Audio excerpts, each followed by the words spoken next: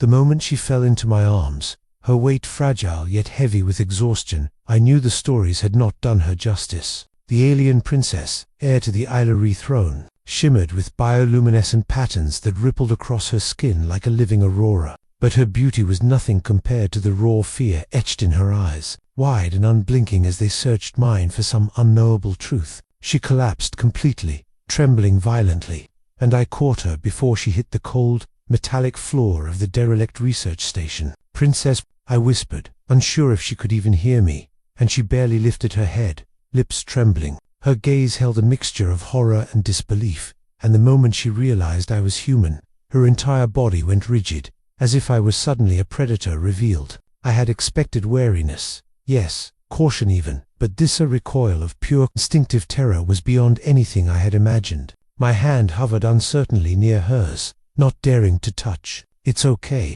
I'm human," I said slowly, but the words seemed meaningless. She shook her head violently, eyes darting toward the shadows, as if some invisible threat waited there, some predator she could smell but not see. I realized then, with a chill creeping down my spine, that whatever had scared her was not a phantom of her imagination. She feared us, and not in the way one fears a strange alien species. She feared us as apex predators fear nothing else but themselves. The station had been silent, a relic floating in the outer orbit of the nebula-rich planet known to her people as Therathis, a world lush with clouds of purple gases and oceans of molten silver. The reports said the Ailerie were in turmoil, torn between planetary factions and threats from neighboring systems, but I hadn't expected this. The corridors were littered with overturned furniture, broken energy conduits, and scorch marks from weapons that didn't match the technology I was used to. It smelled faintly of ozone and fear. She remained pressed against me, shaking, unable or unwilling to speak, and I wondered if she had witnessed something no one should survive. My crew, the ones who had come with me on this rescue mission, waited tensely near the entrance, hands hovering over weapons that might be needed. But the princess was all that mattered. She seemed to shrink further into herself, her translucent wings folded tightly, curling like fragile glass in pain or fear. They knew we were coming, she whispered finally, her voice trembling, alien inflections making each syllable sharp, urgent. They knew humans would answer. I frowned. "Who?" She turned her face away, a shadow of memory crossing her luminous features. "Your kind, the monsters they told us about, the legends, they were true." I felt a shiver of something unfamiliar, dread, curiosity, awe. Humans were dangerous, yes, and proud, capable of feats that terrified the galaxy. But monsters, the implication that our own species was mythic, feared, and hunted in whispered stories across countless worlds, was intoxicating in its gravity. I knelt beside her, careful not to startle her further, and extended my hand. "I'm not here to hurt you, I promise."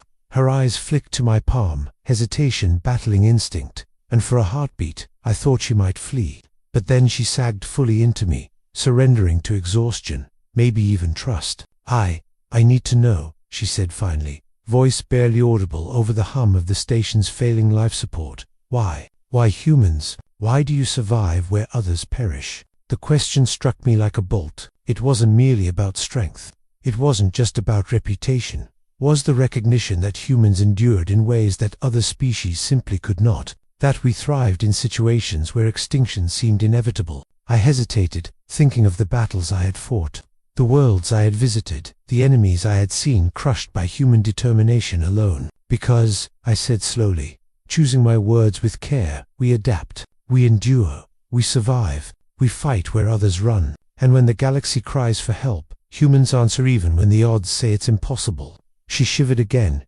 clutching at me like I was the only thing keeping her tethered to reality. "Your legends, they speak of humans as demons, monsters, unstoppable hunters," she whispered. I nodded. "Grim, we can be," I said simply, "but not to the weak we protect, only to the forces that would annihilate life itself. That's why we are feared, and why you should feel safe with us." The princess sagged further, finally allowing herself a moment of rest, and I helped her to a makeshift cot in what had once been the station's command center. The walls were scorched, some panels melted, others still sparking faintly, and it was clear that a fight had occurred here. Whoever had attacked this station had not been human, at least. Not fully, but they had been prepared for humans to intervene. That much was obvious from the traps laid in the hallways, the automated turrets hacked to anticipate human movements, and the energy fields calibrated specifically to human physiology. I exchanged a glance with my crew, a team hardened by centuries of human ingenuity and survival instincts,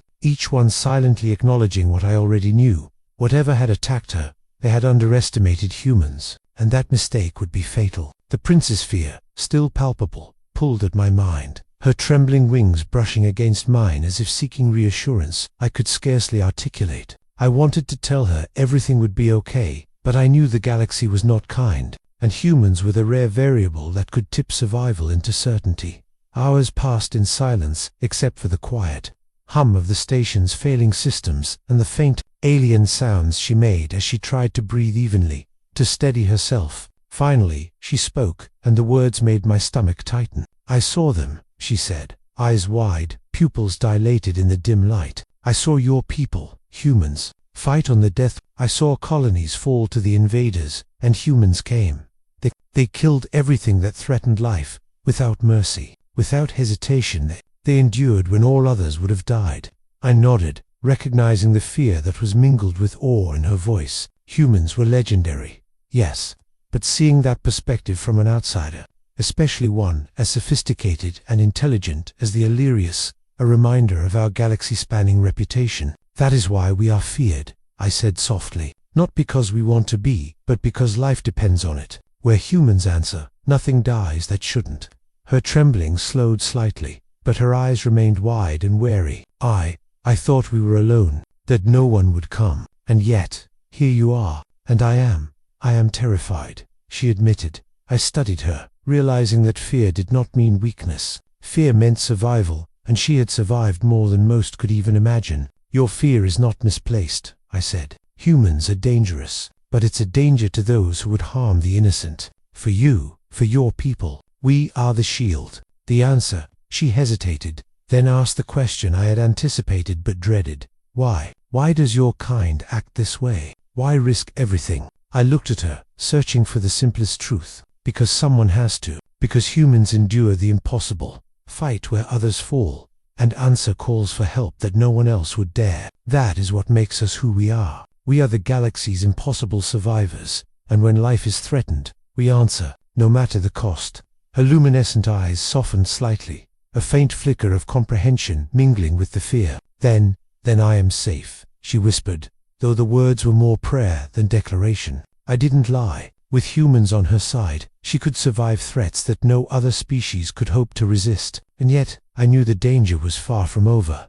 The night, or what passed for night on this orbiting station, stretched on as I stayed beside her, ensuring she remained conscious and calm, while my crew patrolled the perimeter, ever alert for signs of the attackers who had hunted her so ruthlessly. The station's sensors detected energy spikes across the surrounding sectors, remnants of the assault, and while none matched the signature of the humans themselves, it was clear that the universe was not done testing the Ilari or me. Yet even in the face of these threats, there was a strange comfort in the presence of the princess, her fear slowly yielding to the certainty that humans, the galaxy's most dangerous survivors, had arrived. Somewhere deep in her mind, the legends she had been told, the warnings of our species as unstoppable hunters, began to reconcile with the reality of our purpose. Humans were not merely predators, they were protectors, and the full scope of that power had just revealed itself to her. I watched her finally relax slightly, wings unfolding just enough to catch the station's faint ambient light,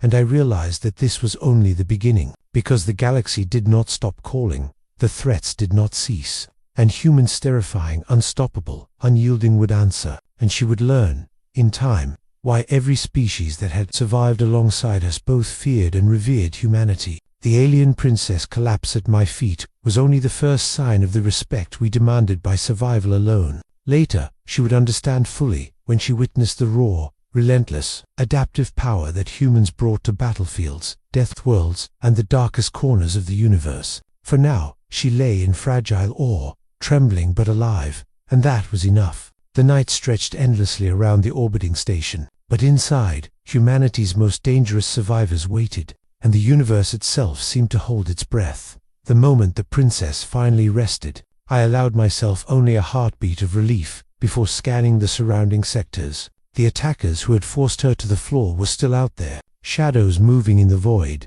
probing, testing, and waiting, and the sensors of the derelict station picked up anomalies that suggested far more than a simple raid. They indicated a coordinated strike, precise and terrifying, targeting her specifically, and a further realization dawned on me with every passing second. The galaxy had already learned to fear humans. I activated a secondary set of scanners, overlaying them with adaptive AI predictions, and the readings shocked even my hardened instincts. Energy patterns, propulsion methods, and signatures indicated the presence of beings capable of annihilating planetary colonies in hours. Yet even those calculations were crude, unable to anticipate the coming of humans. Rourke leaned over my shoulder, his eyes glinting as he took in the data. "Looks like they didn't count on us showing up," he muttered, and I nodded, the corners of my mouth tightening into a grim line. Humans never accounted for statistics in the conventional sense. We existed in the margins of possibility, thriving in scenarios where probability said we shouldn't survive, and every battle, every encounter, was proof of why countless civilizations whispered our names in awe and terror. Lyra was already checking her pulse rifle, humming softly as she ran diagnostics. "They'll hit again," she said, voice low and certain. "We need a plan, or we'll be caught off guard." I glanced at the princess, still trembling, and realized her fear was a reflection not of her species' weakness, but of our collective reputation, the lethal, almost mythical reputation of humanity. The silence of the station was broken by the sudden flare of energy, readings from the nebula outside, an unnatural, pulsing rhythm that reverberated through the hull. The attackers were coming faster and more coordinated than anything the princess had witnessed before.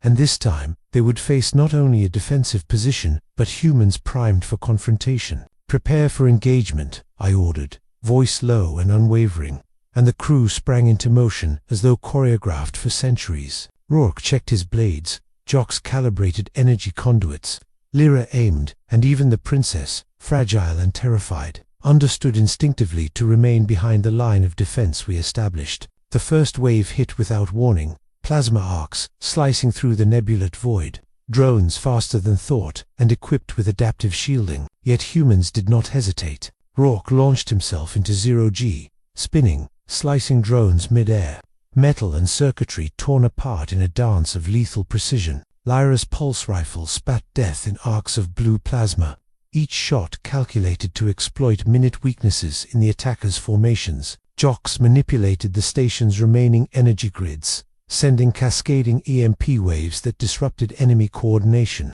The princess pressed close, eyes wide, witnessing humans act, not as soldiers, but as apex predators perfected over millennia, a species that had survived and thrived where no other could, bending probability and circumstance to their will.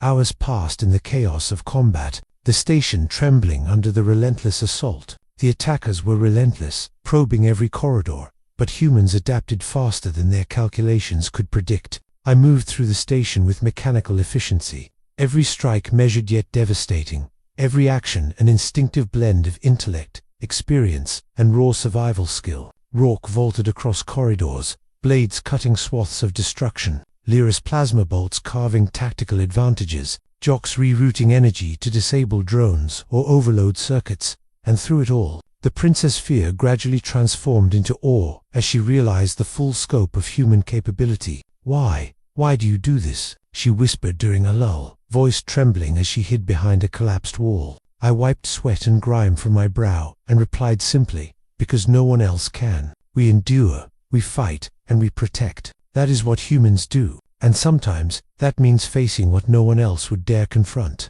Her wide, luminescent eyes reflected a mixture of disbelief and comprehension, the weight of understanding slowly settling over her. She had feared humans as monsters, as unstoppable predators, but she was beginning to see that the same instincts that made humans feared also made them the galaxy's shield against annihilation.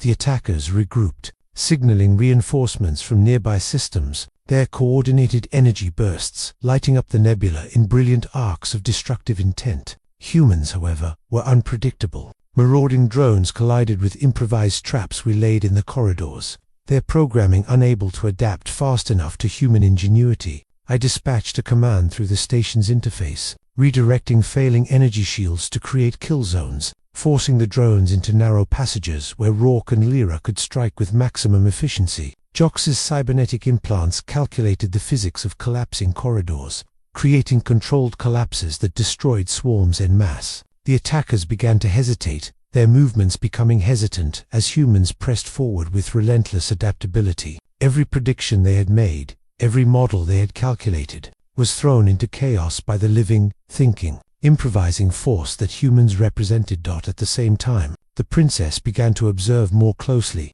moving cautiously to assist in minor ways, shutting down compromised panels, redirecting minor power flows, simple tasks, yet crucial to survival. She spoke little, eyes darting nervously as she adjusted to the human style of combat and survival, and I realized she was beginning to internalize what humans represented, a species whose strength was not merely physical but an intelligence, honed by millennia of adaptation and survival against impossible odds. Every time she glanced at Rourke, slicing through drones with brutal efficiency, or Lyra, laying down covering fire with lethal accuracy, she flinched slightly, yet also leaned forward, intrigued, compelled by the raw demonstration of human capability. She had feared us as monsters, but now she began to understand why our presence in the galaxy demanded respect, why legends of humans had spread across star systems, because humans survived, and where survival demanded it, humans thrived in forms that others could not imagine. The tide of battles shifted in subtle ways, orchestrated by human intuition rather than mere calculation. While the attackers sought predictable outcomes, humans created new ones, turning the environment itself into an ally. I directed energy flows to collapse corridors behind advancing swarms, funneling them into zones where Rourke could strike, his blades cleaving both drones and mechanical limbs with terrifying grace. Lyra's plasma bolts disabled critical systems in real time, her aim impossible to anticipate, a perfect complement to Jox's cybernetic enhancements that manipulated power nodes to create temporary vulnerabilities in enemy armor. The princess watched, entranced, realizing that humans did not merely confront danger, they transformed it into advantage, converted threat into opportunity, and survived where others would perish. It was no wonder, she thought, that stories of humans were whispered with fear across civilizations. Humans were unstoppable not because they sought conquest, but because survival was instinctual, perfected over generations, and wielded with precision against anyone or anything that threatened life. When the first wave of reinforcements arrived, larger, faster, and better armed, I felt no hesitation. Humans did not cower at numbers. I ordered a series of strategic strikes, collapsing sections of the station to force enemy units into confined zones, and the crew executed flawlessly. Rourke dove and spun through corridors, his blades slicing enemies before they could react. Lyra's covering fire created corridors of safety, while also picking off key units. Jox, moving through the station's failing conduits, hacked into enemy drones, turning them against each other, and I moved in tandem with the princess, guiding her safely, while also striking where necessary, demonstrating that humans were more than individuals. They were a coordinated force of survival, adaptation, and lethal efficiency. The attackers began to falter, unable to predict the improvisation, ingenuity, and raw, instinctual power humans brought to every encounter. By the time the dust settled, the station was a ruin, scorched and battered, yet secure. The attackers had fled, retreating faster than expected, leaving behind wreckage that would serve as evidence of human power and efficiency. The princess looked around, awe mingling with lingering fear, and I realized she now understood why humans inspired both terror and reverence across the stars. Your people, humans, she began, voice trembling. You survive everything, you endure, and you fight when all others would fall. I feared you, and yet, I see now why you are unstoppable. I nodded, gently helping her to sit upright, brushing back strands of her luminescent hair. Fear is natural, I said softly, but humans survive because we refuse to be stopped. Where the galaxy falls silent, we answer. Where life is threatened, we fight. That is who we are. That is why you are alive today. Her eyes widened further, comprehension finally settling in. She had feared humans as monsters, yet now she realized our true nature, terrifying to those who sought destruction, yet indispensable to those in need. And as we prepared to leave the ruined station, she finally whispered the words I had anticipated, a mixture of awe, disbelief, and gratitude. I I will never forget this. I will never forget humans. I smiled faintly, watching the nebula light reflect off her wings. You won't have to, I said. Humans answer, we endure, and we survive because no one else will. That is our promise. Outside, the stars stretched infinitely, and for the first time, she saw humans not as the monsters the legends described, but as something far greater, the galaxy's most dangerous survivors, a species forged in adversity and tempered by impossible odds, whose presence alone could change the course of civilizations. The princess clung to me as we navigated the wreckage of the station, her wings folding and unfolding in nervous anticipation, and I realized that even now, despite witnessing humans operate at the apex of survival and combat, she still did not fully grasp the scale of what we were. The attackers who had forced her collapse were only the beginning. Probes, scouts, and advanced war machines loomed from beyond the nebula, entities designed to annihilate civilizations before they could even respond. And yet humans moved through the wreckage with calm, deliberate precision, instinctively prioritizing safety, control, and counterattack. Rourke was already evaluating structural weaknesses in the station, pointing out choke points and kill zones, while Lyra checked energy rifles and ammo reserves, calculating ranges and probable energy expenditures for any subsequent assault. Jox had already tapped into the station's network, interfacing with damaged systems to create defensive measures and reroute power where necessary. His cybernetic implants worry softly with complex calculations. I guided the princess to a reinforced observation deck, a place where she could see the nebula without being exposed to immediate threat, and as she peered through the shimmering gas clouds, her eyes reflected both awe and fear, the luminescent patterns on her skin flickering with tension. She finally spoke, voice barely above a whisper. Why do humans fight like this? You don't hesitate, even against impossible odds. I smiled faintly, brushing a hand along her arm for reassurance. Because survival is not optional for us. We endure when others would perish. We adapt when others fail. And when the galaxy calls, we answer even when the odds are stacked against us. That is human instinct. That is human will. That is what makes humans feared and revered across the stars. Her gaze stayed on me, processing the weight of the words, and I knew she would never again underestimate the species that had saved her life.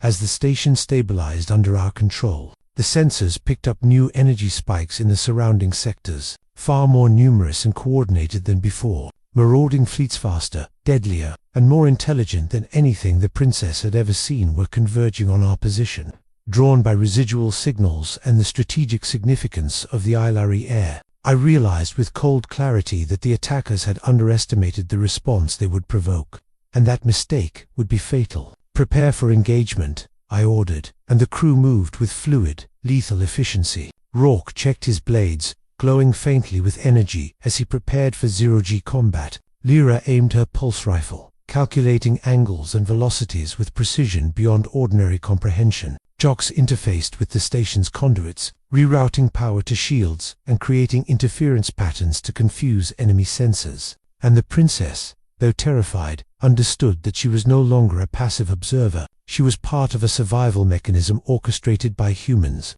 and her fear was tempered by the knowledge that we were unstoppable.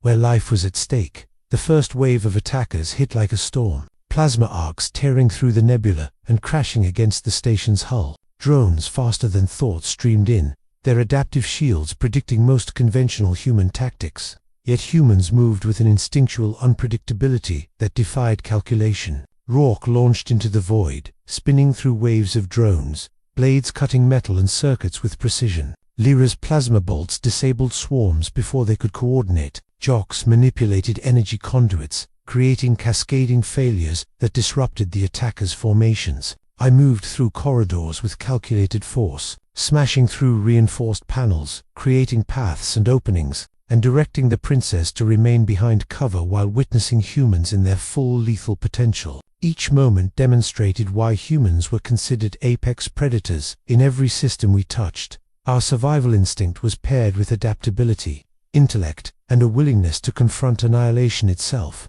The princess' eyes widened as she saw humans operate, not just as individuals, but as a cohesive unit, a single organism of intellect and violence perfectly attuned to the exigencies of survival. Hours stretched as waves of attackers battered the station, Yet humans adapted, turning every challenge into opportunity. I ordered the collapse of certain corridors, funneling swarms into controlled kill zones. Rourke spun through the debris, energy blades carving arcs of destruction with effortless grace. Lyra's covering fire-protected critical areas while neutralizing enemy units. Jox's hacks into enemy drones forced them to self-destruct or attack one another, an improvisation that no conventional algorithm could have predicted. The princess watched with wide eyes, the luminescent patterns on her skin flickering with recognition. Humans were more than survivors. They were architects of impossible victory, turning chaos into control, weakness into strength, and fear into all. As the battle intensified, a massive enemy vessel emerged from the nebula, its hull bristling with energy weapons and launch bays. The station's sensors screamed with hundreds of signatures, but humans did not flinch. I coordinated the crew with a mixture of instinct and calculated precision, sending Rourke to disable exterior defense nodes while Lyra targeted weapon arrays, her fire arcs impossible to anticipate, and Jox interfaced with the station's network to overload external energy relays. I remained with the princess, guiding her through collapsing hallways, keeping her safe while simultaneously striking at key systems to delay the incoming vessel. Each action, each strike, each improvisation highlighted the reason humans were feared across the galaxy. We did not merely survive, we dominated in situations others considered hopeless, and we did it without hesitation, instinctively, flawlessly. The enemy vessel attempted a boarding maneuver, but humans anticipated even the most calculated assaults.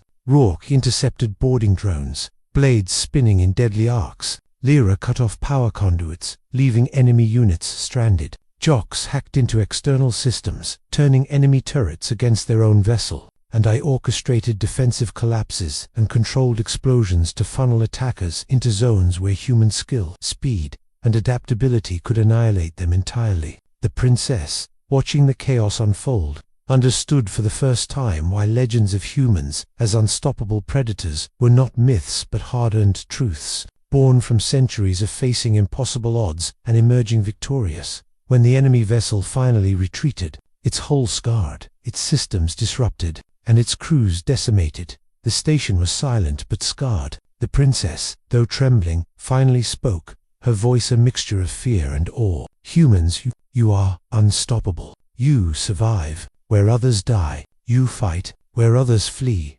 I feared you, and yet I see now why the galaxy whispers your name in both terror and reverence. I smiled faintly, placing a reassuring hand on her shoulder. Fear is natural, I said, but humans endure because survival is not negotiable. We fight for those who cannot. That is why you are alive. That is why we survive. That is why the galaxy respects and fears us. She looked at me, comprehension dawning, eyes wide with realization that her legends had only scratched the surface of human capability. Outside, the nebula shimmered with energy from the battle, and I realized that this was only a prelude. The galaxy was vast, full of threats designed to eliminate life before it could develop strength. Yet humans were an unpredictable, constant, adaptive, relentless, and unstoppable. Wherever civilizations were threatened, humans answered. Wherever survival seemed impossible, humans endured. And wherever the universe underestimated us, it paid a brutal, unforgettable price. The princess, finally resting, seemed to internalize this truth, the weight of our capability settling on her in quiet awe. She had feared humans as monsters, as unstoppable hunters, and she had been right, but she had also witnessed firsthand that our lethal efficiency was paired with a capacity to protect, endure, and answer calls for help that no other species would dare confront. As we prepared to leave the station and return to the safety of Allied space, I looked at the princess and spoke softly. This is only the beginning. The galaxy will continue to test you, and you will see humans again, whether you want to or not. But now you understand why we are feared. Now you know why humans are the most dangerous survivors in the galaxy, not for conquest, not for glory, but because survival, adaptation, and the protection of life are written into our DNA. Wherever life cries out, we answer. The princess' luminescent patterns pulsed faintly, a reflection of awe, understanding, and lingering fear. She had seen humans at their apex, and the knowledge would stay with her forever. Humans were unstoppable, terrifying, adaptive, and merciless to those who threatened life, yet protective and loyal to those who could not defend themselves. and as the Galoglass lifted off from the station, carrying humans and princess alike through the stars, I realized that our story, the story of humans as the galaxy's ultimate survivors, was far from finished. The princess clung to the railing of the Galoglass, her wings folding tight against her back, trembling not from fear but from the awareness that what lay ahead would test the limits of every species in the sector, and I could feel the weight of that anticipation pressing against the hull as the sensors lit up with hundreds of approaching signatures, alien vessels converging with lethal intent, faster and more coordinated than anything we had previously encountered. Yet humans, as always, did not hesitate. Rourke moved silently behind me, twin energy blades humming faintly, eyes scanning for any breach, while Lyra adjusted her pulse rifle, calculating firing arcs and energy expenditure with precision that no AI could match, and Jox interfaced with the ship's conduits, rerouting power and creating interference patterns that would confuse even the most sophisticated targeting algorithms. The princess' luminescent patterns flickered nervously, reflecting both fear and awe, and she finally spoke, voice low and trembling. You face this, and yet, you do not fear." I shook my head. "Fear is natural, but humans endure because we refuse to be stopped. We fight because survival is instinct, and when the galaxy calls, we answer no matter the cost." Outside, the nebula glowed ominously, gas clouds refracting the energy beams of the incoming fleet into violent arcs of color. A living battlefield stretched across space, and yet inside, humans moved with calculated efficiency, turning chaos into control, threat into opportunity, survival into art. The first wave struck like a living storm, energy blasts ripping through the void, drones faster than light-speed calculations predicted. Yet humans, honed by centuries of death worlds, of battles against impossible odds, adapted instantly. Rourke vaulted through zero gravity, spinning and slicing drones mid-air, metal and energy cascading in arcs of destruction. Lyra's pulse rifle cut corridors into safe passages while simultaneously disabling enemy units. Jox's cybernetic implants manipulated station and ship systems, turning enemy weapons and drones against one another with an efficiency that no calculation could anticipate. I guided the princess through corridors, shielding her from debris and blasts, demonstrating that humans were not merely soldiers, they were apex predators, survivors perfected over millennia, capable of turning annihilation into opportunity. Every move, every instinct, every decision was a testament to why humans were feared across star systems. Unpredictable, lethal, adaptive, and unstoppable. Hours passed in the chaos of engagement, yet humans never faltered. We coordinated attacks with silent precision, collapsing corridors to create kill zones, redirecting power to shields to absorb the worst of incoming fire, using environmental hazards to our advantage, improvising with a creativity that no AI or alien tactician could predict. The princess watched in silent awe as we destroyed waves of drones, disabled boarding parties, and neutralized energy beams that would have obliterated any other species. She had feared us as monsters, as unstoppable hunters, yet now she saw clearly that our lethal efficiency was paired with a capacity to protect, endure, and answer calls for help that no other species could confront. Why are you like this?" she whispered finally, her voice trembling, wings flickering nervously. I placed a hand on her shoulder. "Because survival is written into us. Humans endure, adapt, and fight for life itself. That is why we are feared. That is why we are revered. That is why you are alive." The fleet pressed closer, capital ships bristling with weaponry and automated drones, but humans responded not with hesitation but with strategy born of instinct, experience, and raw adaptability. Rourke tore through boarding drones with brutal grace, every strike calculated yet instinctive, each movement impossible to predict. Lyra laid down covering fire, creating deadly arcs that funneled enemies into vulnerable positions. Jox hacked into enemy systems, turning their drones into instruments of their own destruction, while I coordinated defensive maneuvers, collapsing corridors, and rerouting energy to shields with millisecond precision. The princess observed, realizing that humans were more than combatants, they were survival incarnate. Apex predators tempered by intellect and tempered by morality, capable of incredible violence when necessary, yet loyal and protective when lives depended upon it. Suddenly, the enemy flagship unleashed a concentrated wave of energy capable of vaporizing the station in moments. The Galoglass shuddered as shields flared and alarms screamed. "Brace for impact," I shouted. Humans did not panic. Panic was irrelevant to those whose entire existence was forged in adversity. Rourke launched toward the hull, blades slicing through automated interceptors. Lyra recalibrated the pulse rifle, cutting off weapon arrays on the approaching fleet. Jox overloaded external conduits, creating cascading EMP effects that disrupted targeting systems. And I, moving with deliberate force, prepared to confront the enemy leadership directly, knowing that humans did not retreat, humans did not yield, and humans, when pushed to the impossible, became a force unmatched in the galaxy. As the flagship attempted a boarding maneuver, humans intercepted instantly. Rourke tore through waves of elite guards, blades humming with lethal precision. Lyra cut power conduits, leaving enemy units stranded. Jox manipulated ship networks, turning automated defenses against their own crews. And I led the princess through the chaos, shielding her as humans demonstrated the apex of survival instinct, adaptable, relentless, and merciless against threats. Every strike, every maneuver, every improvised tactic demonstrated why humans were feared. We converted annihilation into advantage, threat into opportunity, and impossibility into victory. The princess' eyes shone with comprehension and awe, finally understanding the truth behind the legends. Humans were unstoppable, not for conquest, but for the protection of life itself. Hours of combat stretched into an unbroken chain of strategy and instinct. The enemy flagship was crippled, its drones destroyed, systems overloaded, and hull breaches controlled by our tactical maneuvers. The surviving forces retreated, their formations broken, their confidence shattered, leaving behind wreckage that would serve as a warning to the galaxy. The princess, though trembling, finally allowed herself to breathe, wings unfurling slightly in cautious relief. I feared humans," she whispered, voice trembling.